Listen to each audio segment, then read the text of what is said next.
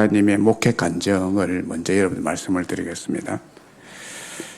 이분은 그 한 시대의 훌륭한 목회를 교회에서 잘 감당하고 현재는 교회 원로 목사가 되셨습니다.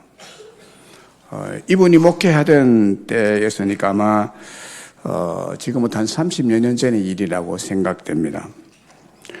목사님께서 가을을 맞이해서 가을 대신방 하던 중에 신림동, 서울 신림동 달동네 판잣집에 사는 한 할머니 집사님의 집을 이제 신방하게 되었습니다. 그 할머니는 혼자서 파출부 일을 하며 사는 분으로서 무척 어려운 생활을 하고 있었습니다.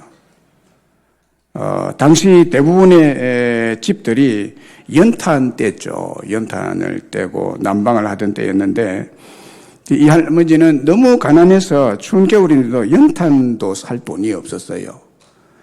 그래서 방은 완전히 냉방이었습니다. 게다가 방 도배지는 낡아서 우중충하고 떨어지기 일보 직전에 여러 종류의 종이들이 너덜너덜 덧붙여 있었습니다. 예배를 마치고 할머니 집사님 목사님을 대접한다고 부엌으로 나간 후에 그 목사님 혼자 방에 앉아서 참 안타까운 마음으로 이렇게 방 안을 이렇게 둘러보았습니다. 그런데 벽 한쪽에 이상한 게 하나 붙어 있었습니다. 너무나 의아해서 가까이 가서 보니까 은행 수표 한 장이 붙어 있었습니다. 가짜 수표겠지라고 자세히 들여다보았는데 자세히 보니까 웬걸 가짜 수표가 아닙니다. 은행장 도장이 찍혀 있었고 그래서 아무리 살펴봐도 가짜가 아니고 진짜였습니다. 그런데 더 놀라운 일은 그 수표의 금액이 작은 집 한 채를 사고도 남을 엄청난 액수의 수표였습니다. 그것을 은행에 예치해서 그 이자로 생활해도 남을 정도의 액수였습니다. 목사님은 깜짝 놀란 가슴을 진정시키면서 할머니가 들어오자마자 물어봤습니다. 집사님, 이 수표가 왜 여기에 붙어 있어요? 할머니 집사님은 무덤덤하게 대답했습니다. 그거요. 그 별거 아니에요. 목사님 먼저 이거부터 드세요. 더욱 안달이 난 목사님은 다시 물어봤습니다. 아니 좀 이따가 먹도록 하고 이것부터 말해보세요. 이 수표 왜 여기에 붙어 있습니까? 목사님 독촉에 이 할머니는 대수롭지 않게 대답했습니다. 그거요. 지난해에 할머니도 없고 자식들은 모두 바빠서 병 간호를 못하는 할아버지가 있었는데 제가 그 병 간호를 해드렸지요. 그런데 이분이 어느 날 저를 부르더니 제 손에 이것을 쥐어주면서 고맙다고 하지 뭐예요. 그리고 나서 며칠 후에 이 할아버지 세상을 떠났는데 그분이 주고 간 선물이라고 생각해서 기념으로 이 벽에다 붙여놨습니다. 이 말을 듣고 목사님이 아이고 집사님 이건 돈이에요. 엄청나게 큰 돈이에요. 아니 그게 뭔 돈이에요? 종이 쪼가리죠. 집사님 이래 말했습니다. 글도 모르는 할머니니까 여러분.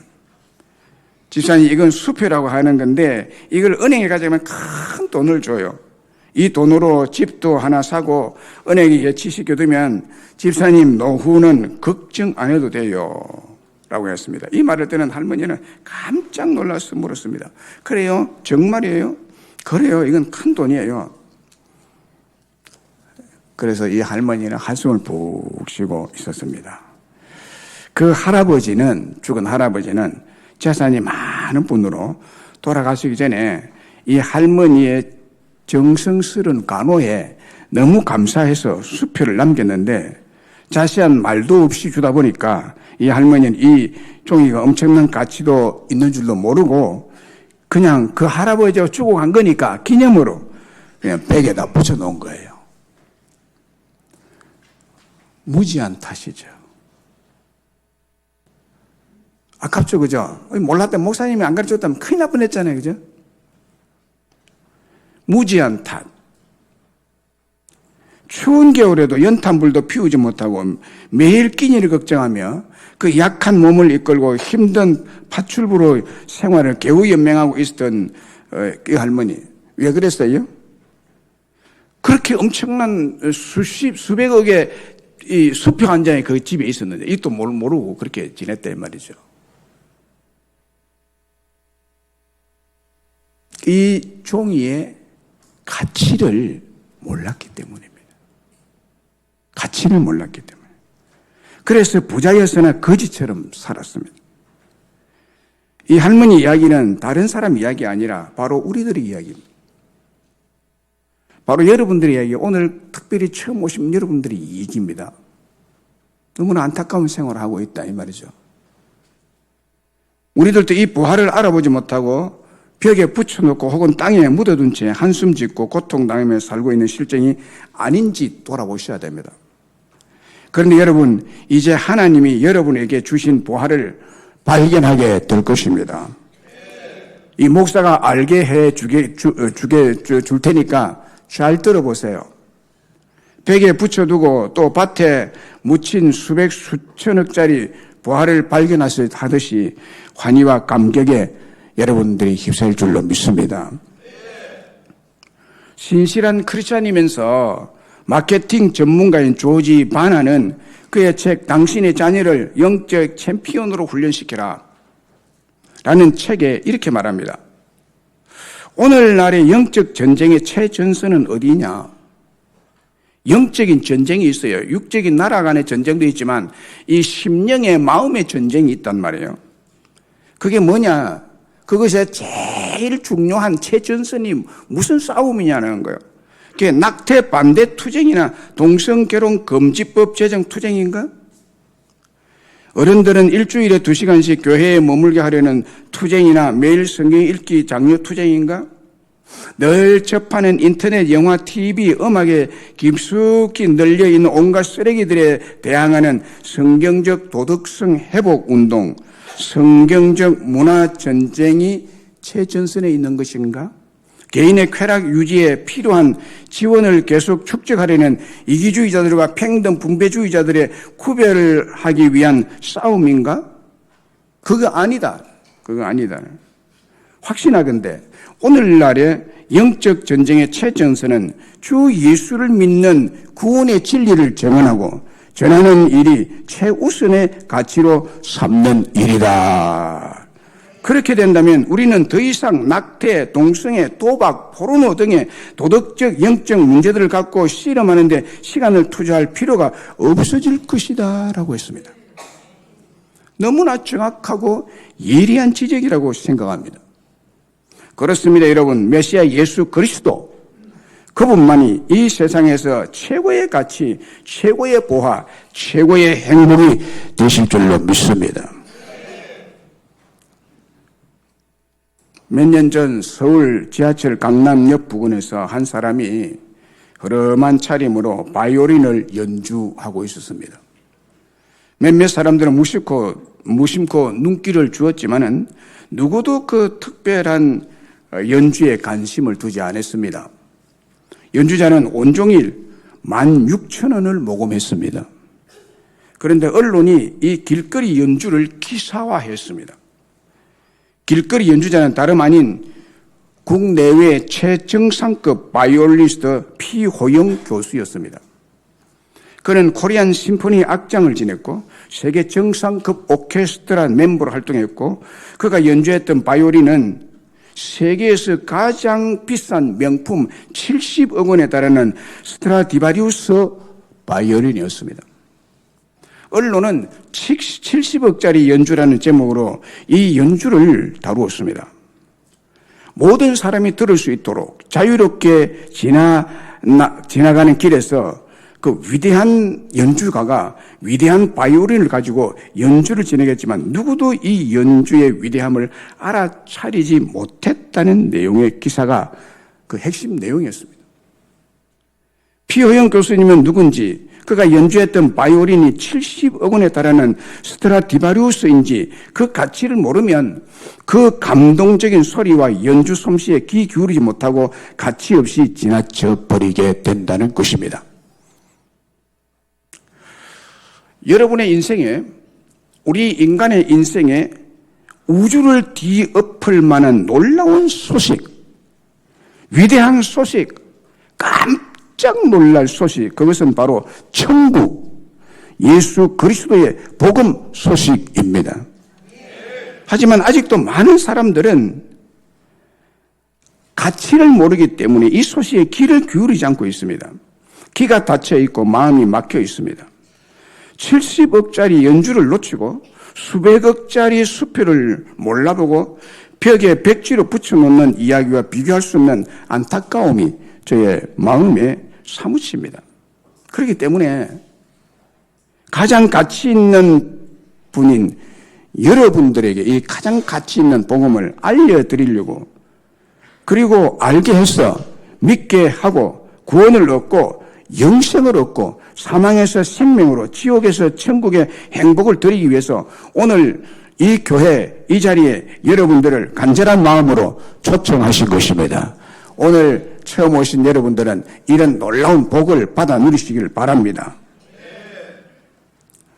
초청받은 여러분들이 어리석은 할머니같이 수십억, 수백억짜리 수표를 종이 쪼가리라고 벽에다 붙여두지 마시고 70억짜리 스트라디바리우스 바이올린의 연주의 가치를 알아보고 감동하고 감격하는 안목과 심령을 가지시기를 간절히 바랍니다. 오늘 성경의 말씀 읽어보니까 천국의 무한 가치를 말합니다. 천국의 무한 가치를 발견한 자는 자기의 소유를 다 팔아서 자기의 소유 가지고 있는 것보다도 그 보화가 너무너무 귀하기 때문에 그 보화를 샀다라고 말합니다. 그거 맞죠? 귀한 거 있으면 사잖아요. 돈 다 들였어도 그 귀한 거 사잖아요. 그런 말입니다. 그리고 마지막 세상 끝날이 있는데, 여러분 세상 끝날이 있습니다. 여러분의 생명의 끝날이 있듯이 이 세상의 역사, 태양이 안 뜨고 태양이 사라져버리고 지구가 사라져버리고 불에 다 없어져버리고 바다와 물도 다 없어져버리고 저 하늘도 없어져버리는 이런 세상 끝날이 분명히 오고 있습니다. 여러분, 세상은 끝날이 있거든요. 시작이 있으면 끝이 있듯이 알파와 오메가가 있듯이 여러분 이 세상도 끝이 있습니다. 이 세상 끝날에 어떤 일이 있느냐라고 성경은 말하고 있습니다. 그때 하늘에서 천사가 와서 천국을 소유한 의인과 천국을 소유하지 못한 악인을 정확하게 갈라낸다는 거예요. 악인을 갈라내서 악인들은 지옥 풀무불에 던져 넣을 것이고 거기서 영원히 울며 이를 갈 것이라고 합니다. 여러분, 이를 갈아보셨습니까? 밤에 이가 하는 소리 들어보셨습니까? 지옥 간 사람들은 이 이를 보독보독 간답니다. 천국의 무한 가치와 지옥의 무한 형벌에 대한 계시의 말씀입니다. 이 말씀은 정확히 그대로 이루어질 것입니다. 다시 말하면 천국과 풀무불이 타오르는 지옥에 갈 사람을 말씀해 주고 있습니다. 그러므로 천국은 우리의 소유를 다 팔아서라도 반드시 사야 될 보화 중의 보화, 영원한 행복, 담이 없는 기쁨과 감격이 보장이 되는 나라라는 것입니다. 그리고 천국은 자기의 소유를 다 팔아야, 자기가 소유한 소유를 다 팔아야 살 수 있고 들어갈 수 있는 나라라고 말합니다. 천국의 가격은 자기가 가지고 있는 모든 소유입니다. 모든 소유입니다. 1억 원 가지고 있으면 1억 원을 가지고 천국을 사야 하고, 100만 원 있는 사람은 100만 원 가지고 천국을 살 수 있습니다. 1000만 원 가지고 있는데 와 이거 비싸다 해가지고 100만 원 DC에서 살 수는 없습니다. 자기의 전 소유라를 말합니다. 천국은 자기의 소유를 팔 수 있는 믿음이 있는 사람만이 얻을 수 있고 갈 수 있는 나라라는 것입니다. 천국은 자기의 모든 소유보다 구원과 천국을 더 귀하고 소중히 여기고 그 영원한 가치를 아는 사람만이 갈 수 있고 얻을 수 있는 나라다라는 것이 오늘 성경의 말씀입니다. 세상과 자기 소유를 생명처럼 여기고 가장 귀한 것으로 여기고 그것에 생명을 걸고 얽매여 사는 사람들은 가난한 사람이건 부자이건 상관없이 절대로 하나님 나라에 들어갈 수 없고 또 거기에 구원을 받아 갈 수도 없다는 거예요. 단지 이 세상과 자기 소유에서 삶의 의미와 삶의 목적을 추구하는 사람은 절대로 하나님 나라의 천국에 들어갈 수 없고 그런 축복도 받을 수가 없다고 말합니다. 다시 말하면 하나님의 나라인 천국에 아무나 못 들어갑니다. 여러분, 아무나 못 들어갑니다. 절대로 못 들어갑니다. 개나 고등이나 들어가는 곳이 아닙니다. 의인만 들어가는 곳이고 하나님이 들어오라고 한 사람만이 들어가는 곳입니다. 선별된 사람만 들어가는 곳입니다. 마태복음 19장 23절 24절에 이렇게 말합니다. 예수님께서 제자들에게 이르시되 내가 진실로 너희에게 이르노니 부자는 천국에 들어가기가 어려우니라. 부자는 천국에 들어가기 어려우니라. 다시 너희에게 말하노니 낙타가 바늘기로 들어가는 것이 부자가 하나님의 나라에 들어가는 것보다 쉬우니라. 여러분, 예수 믿고 천국 가는 것이 여러분 이 낙타가 바늘기가 얼마예요? 우리 눈으로 잘 보이지 않잖아요. 바늘기. 제가 어릴 때 우리 어머니가 눈이 안 보여가지고 야야 이 바늘 실 좀 끼다오 이래가 제가 많이 끼워줬거든요. 이렇게. 그런데 낙타가 얼마나 커요? 부자가 천국에 들어가는 것보다도 큰 덩치의 항소만한 낙타가 바늘기로 들어가는 것이 더 쉽겠다라고 말합니다. 무슨 말입니까? 부자는 천국 못 들어간다는 거예요. 이거는 재산의 부자를 말하는 것이 아니에요. 이것을 두 번이나 반복해서 말씀하는 것은 그만큼 중요하다는 거죠. 부자는 천국에 못 들어간다. 낙타가 바늘기로 들어가는 것이 부자가 하나님 나라에 들어가는 것보다 쉽겠다. 똑같은 내용을 두 번 말하는 것입니다. 제가 초등학교 시절에 1년에 한 번 정도 시골 동네에 서커스단 가설극장이 들어왔습니다. 넓은 냇가 공터에 천막을 치고 사람들을 모으기 위해서 방송을 하면서 또 골목골목 다니며 북을 치고 트럼펫을 불고 방송을 하고 오늘 영화를 합니다. 총 천년짜리 시네마스코프 이러면서 크게 선전을 합니다. 지금 아이니까 얼마나 이런 또 선전에 이렇게 마음이 동해가지고요. 밤 되기를 기다렸다가 거기에 그런 선전에 걸려서 밤에 공터로 나갑니다만 돈이 없어서 안에 못 들어갔습니다. 우리 집에 돈이 없어서가 아니라 돈 안 주죠. 그런 데 가는데. 그 영화 천막 밖에 이렇게 못 들어가고 서 있는데 안에 들어가는 사람들이 서커스를 보고 웃는 소리, 박수 치는 소리, 놀라서 비명 지르는 소리, 그걸 밖에 들으면 확 들어가고 싶어가지고 그냥. 또 영화 소리도 들리거든요. 밖에 있으면요. 그 심정은 비참하기 짝이 없습니다. 한 번은 친구와 함께 돈도 없으니까 천막 밑에 구멍을 살듯이 가지고 안 볼 때 세 명이 자 우리 한번 들어가 보자. 니 들어라. 싹 들어갔어요. 천막 밑으로 들어갔어요. 모르게. 그런데 안에 지키고 있었습니다. 아이들보다 한수 더 떠는데 영화 관리원들이 안에서 지키고 있었어요. 그래 덜켜가지고 실컷 두들겨 맞은 기억이 있습니다. 시골 동네 서커스 공연도 여러분 표 없으면 못 들어가잖아요. 그 입장료 안 내면 못 들어가잖아요. 그것뿐입니까? 버스도 기차도 비행기도 표 없으면 탈 수 없습니다. 하물며 하나님의 나라를 아무나 들어갑니까? 아무나 못 들어갑니다. 구원도 아무나 못 받습니다.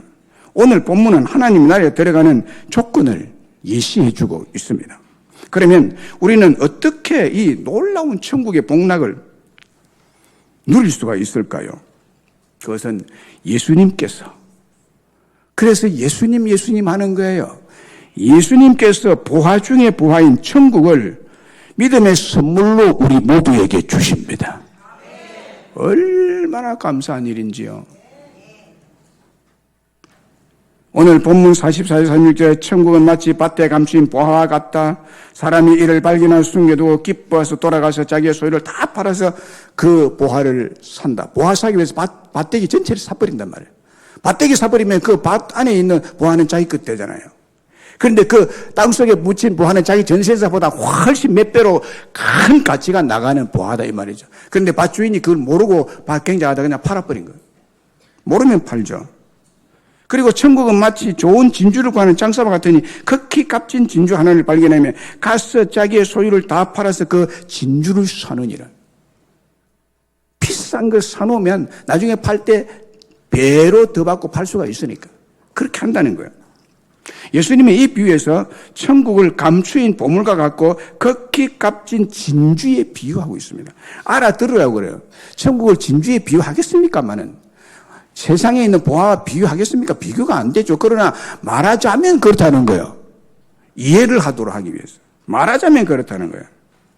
감추인 보물과 극히 값진 진주를 발견한 사람은 자기의 소유보다 비교가 안 될 정도로 가치가 있는 줄 알고 자기의 소유를 다 팔아서 그걸 사는 거예요. 사는 거예요. 이것이 천국의 가치라는 겁니다. 구원의 가치, 오늘 처음 온 분들에게 더 쉽게 말하면 이 교회의 가치입니다, 여러분.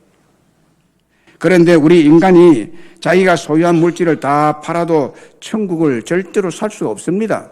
소유 판다고 천국 살 수 있다면 누구든지 가게요. 큰 대부자들은 다 그냥 세명생활도 안 하가 마지막에 죽음 직전에 내 돈 그거 가지고 천국 살아 해가지고 돈 줘라. 저 어디 갖다 주라. 그러면 내가 천국 가지 않겠느냐. 이러고 가지 않겠어. 제일 큰 지 맘대로, 제 멋대로 살다가 그러면 되겠죠. 그러나 여러분, 천국은 물질로 살 수 없습니다. 천국 그 구원은 돈으로 살 수 있는 것이 아닙니다. 자기 소유가 아니라 전 우주를 팔아도 천국은 살 수 있는 것이 아닙니다. 그러면 이 말씀의 뜻이 뭡니까? 자, 이 말씀의 뜻을 여러분들에게 설명을 해드리겠습니다. 이 말씀의 뜻은 네 소유 전체를 팔아야 천국을 살 수 있다는 말의 뜻이 뭐냐는 거예요. 이 문자 그대로는 말이 안 되는 말입니다. 우리의 소유를 다 가지고 천국 살 수 없습니다. 없는데 이해를 돕기 위해서 예수님도 당시에 천국을 안 믿고 예수를 안 믿고 구원을 안 믿는 오늘 처음 온 여러분들 같은 사람들 앞에 이 말씀을 하는 거예요. 아마 제 심정이 그때 예수님의 심정 같아요. 이 말의 뜻이 무엇이냐? 예수님 자신이 우리가 천국을 살 수 없으니 우리 그냥 그대로는 천국 못 가니 예수님이 우리 대신 십자가에서 죗값을 지불함으로 천국을 샀다라는 뜻이에요. 그래서 너는 내가 천국을 사놓았으니 네가 와서 나를 믿으면 네 천국 간다 이 얘기입니다. 이 얘기입니다. 예수님이 천국을 사놓으셨다는 거예요. 예수님의 생명과 맞바꿨죠. 천국하고 우리에게 줄 천국을. 그래서 우리가 예수님만 그냥 믿으면 우리들에게 이 천국을 선물로 주실 것이다 라는 뜻입니다. 다시 말하면 천국은 자기의 전 소유를 예수님을 위해서 다 팔 수 있는 믿음을 가진 자. 그 얘기죠. 그래서 우리 입장에서 말하면 예수님을 믿는 믿음만 있으면 예수님이 천국을 사놓은 것을 공짜로 내가 가질 수 있다. 그게 나에게 주는 선물이다라는 뜻입니다.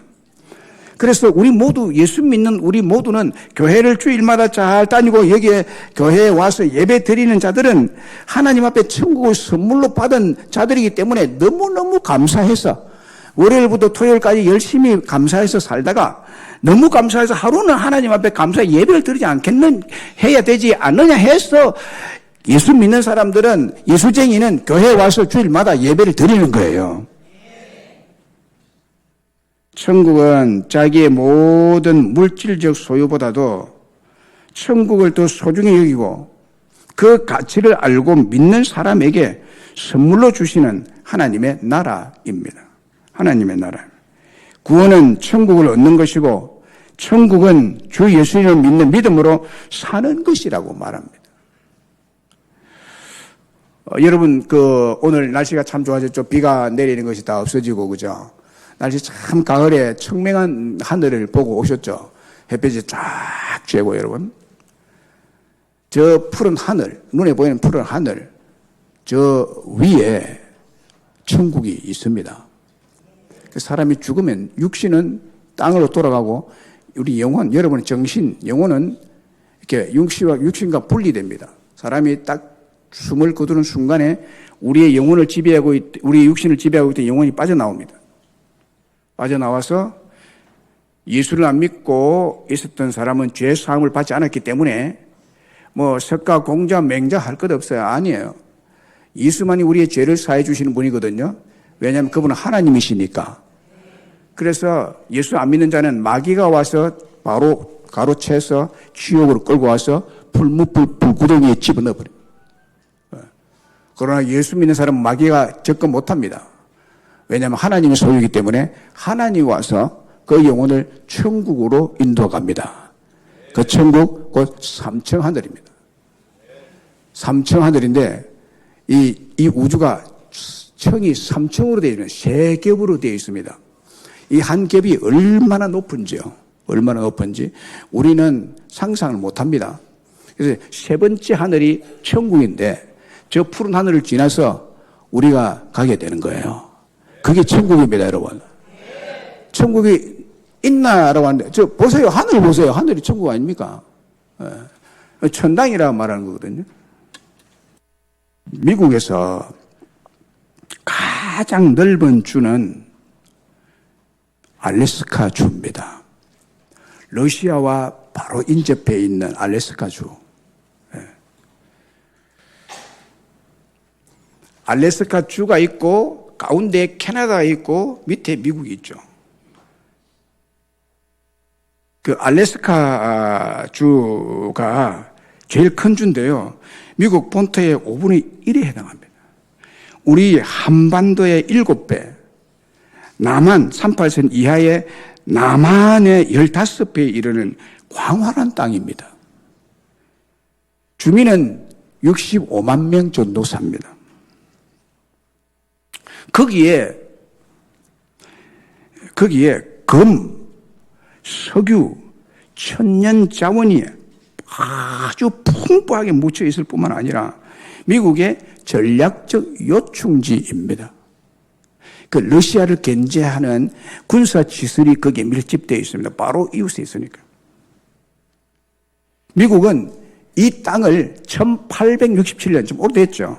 1867년에 제정 러시아로부터 720만 달러에 사들인 것입니다.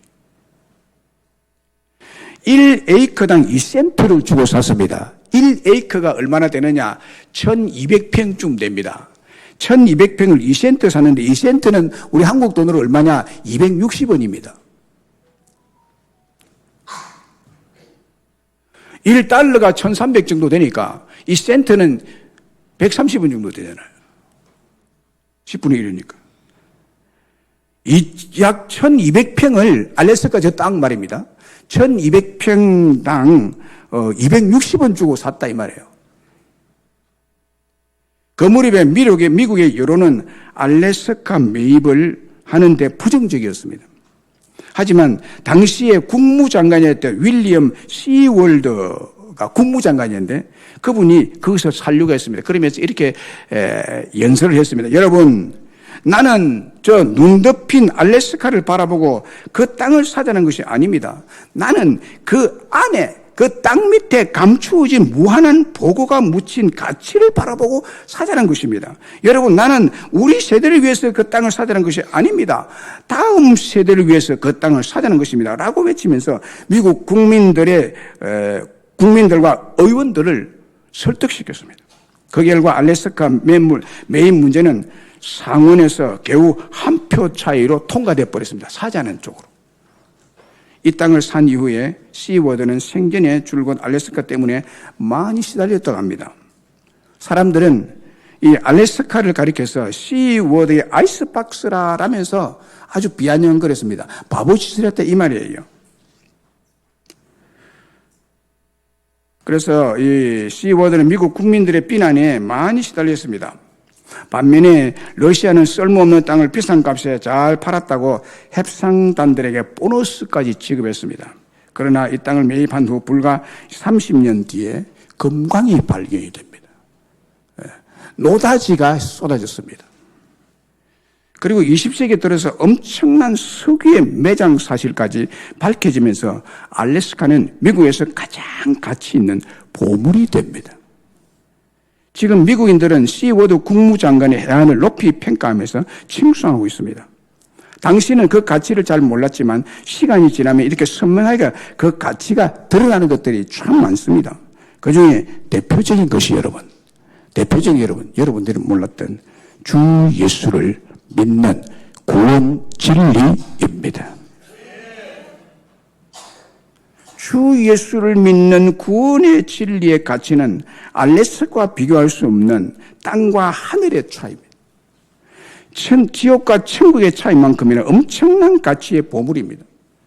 그런데 러시아가 알래스카의 눈에 보이는 황량한 눈 덮인 땅덩어리만 보고 아무 가치 없는 땅이라고 생각하기 때문에 버리듯이 헐값에 팔아버린 것입니다. 그 땅 속에 어마어마한 보화가 묻혀 있다는 사실을 볼 수 없었기 때문에 그렇게 바보짓을 한 것이죠. 오늘 교회 안 다니는 분들은요, 우리가 볼 때는 그렇게 보여요. 아유, 참 안 됐는데 속히 와서 이 보화 중에 보화 대신 예수 그리스도 메시아를 마음에 믿고 죽어서 천국 가야 될 건데, 이 땅에 살면서도 예수처럼 살려고 노력하면서 살아야 될 건데 라는 마음이 이 목사의 마음에 너무너무 사무칩니다. 그래서 오늘 여러분들, 처음 오신 여러분들을 그렇게 오라고 한 달 전부터, 1년 전부터 그냥 뜸을 들이고 이래 해가지고 겨우 여러분 오셨죠? 정말 잘 오셨습니다. 정말 잘 오셨습니다. 우리 하나님이 여러분을 대환영할 겁니다. 절대 외면하지 마시고 뿌리치지 마시고 박절하게 발 끊어지 마시고, 예수쟁이 참 예수쟁이지만 여러분, 우리 예수쟁이들 잘못해서 예수쟁이라는 말을 들어요. 잘못해서 그래요. 바른 것이 아닙니다, 여러분. 모 신학대학 총장님이 외국에서 온 손님을 대접하기 위해서 시내 모 호텔 뷔페 식당에 들어갔습니다. 예약된 자리에 앉아 물을 마시고 있는데 30대, 40대로 보이는 부부 서너 쌍이 들어왔습니다. 식당에. 떠들썩하게 들어오면서 서로를 부르는가 하면 애들까지 동행하고 있었습니다. 그러면서 그들이 하는 말이, 김 집사 이쪽이야, 이리 와. 어이, 이 집사 나 화장실에 갔다 올게. 목사는 아직 안 왔는가 봐? 금방 오겠지 뭐. 야, 사람 많은데? 예, 니네들은 따로 앉아. 덩덩 얼마나 시끄럽게 속된 말로 씨부리는지. 풍성한 대화가 오고 갔습니다. 떠들고 소리치고 애들은 뛰어다니고 음식 앞에서 기침을 해대고, 보다 못해 총장이 매니저를 불러서 얘기했더니, 손님 죄송합니다. 뭐라 그러면 손님 다 떨어져 안 와요. 그러면서 그냥 지나쳐버렸습니다. 정신없이 식사를 마치고 카운터에 계산에 나왔는데 자기 앞서서 식사를 마친 다른 두 남자가 계산대 앞에 서서 이런 말을 했습니다. 저 따위 놈의 새끼들. 어휴, 저런 것들 꼴보기 싫어서 난 교회 안 간다. 라면서 식사값을 계산하더라는 거예요. 이 신학대학 총장님 얼굴이 화끈거리고 열이 올라서 황급히 그 속을 빠져나왔다 합니다.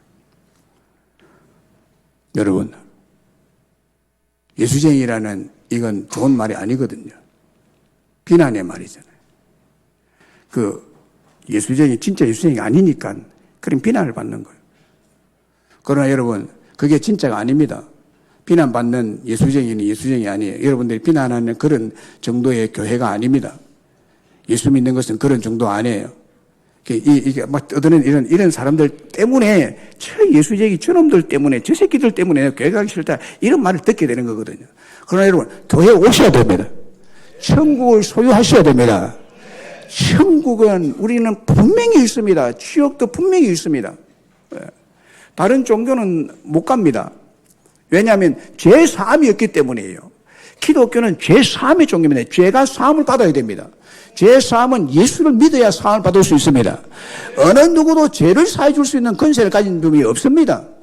예수님은 하나님이시기 때문에 우리의 죄를 다 없애줄 수 있습니다. 그분이 천국의 입구에 서서 다 검사를 하기 때문에 그분 믿지 않으면 천국에 갈 수가 없습니다. 예수님이 천국을 사놓았습니다. 그래서 예수를 믿으면 내 전 소유를 들여서 천국을 산 거나 마찬가지로 취급해 주겠다. 그렇게 인정해 주겠다는 것이 하나님의 뜻입니다, 여러분. 그래서 오늘 오신 여러분들 정말 잘 오셨습니다. 발걸음을 돌리지 마시고 계속해서 예배당에 교회에 다니시기를 간절히 바랍니다.